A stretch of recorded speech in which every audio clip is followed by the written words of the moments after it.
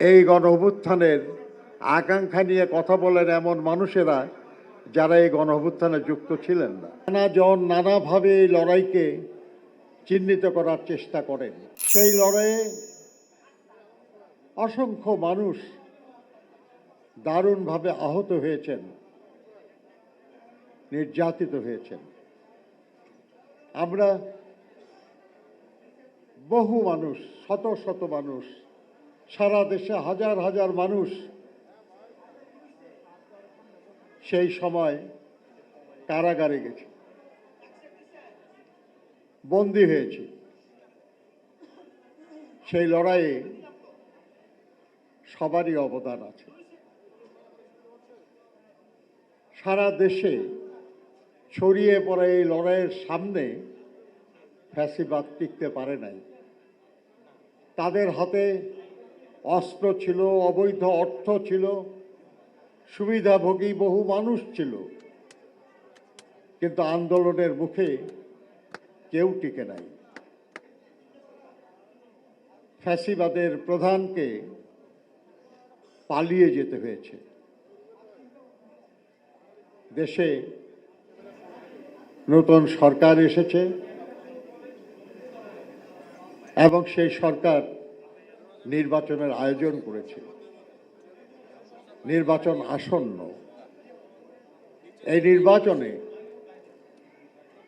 নির্ধারিত হবে যে আগামী দিনে আমরা যেমন বাংলাদেশের স্বপ্ন দেখেছি, যে বাংলাদেশ গড়ার জন্য আমাদের ছোট ভাই বোনেরা জীবন দিয়েছেন, সেটা আমরা অর্জন করতে পারবো কিনা।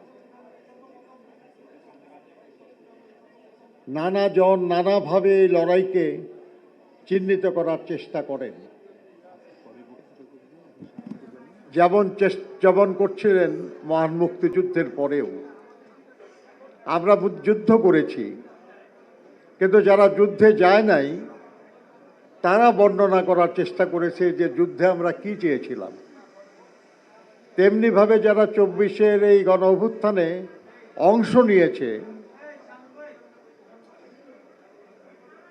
তারা না,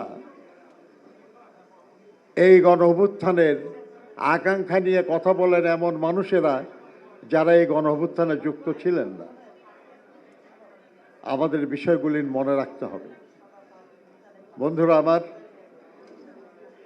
যারা আজকে শহীদ পরিবারের সম্মানিত সদস্য এসেছেন, আমি তাদের আন্তরিকভাবে স্বাগত জানাই। আমি স্বাগত জানাই যারা সে লড়াইয়ে আহত হয়েছেন। তারা আহত হয়েছেন, তারা শহীদ হয়ে যেতে পারতেন, আল্লাহ তাদেরকে বাঁচিয়ে রেখেছেন।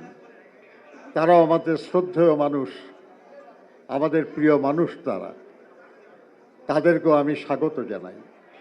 স্বাগত জানাই তাদের পরিবারের সম্মানিত সদস্যদের, যারা তাদের সন্তানদের এই লড়াইয়ে উদ্দীপ্ত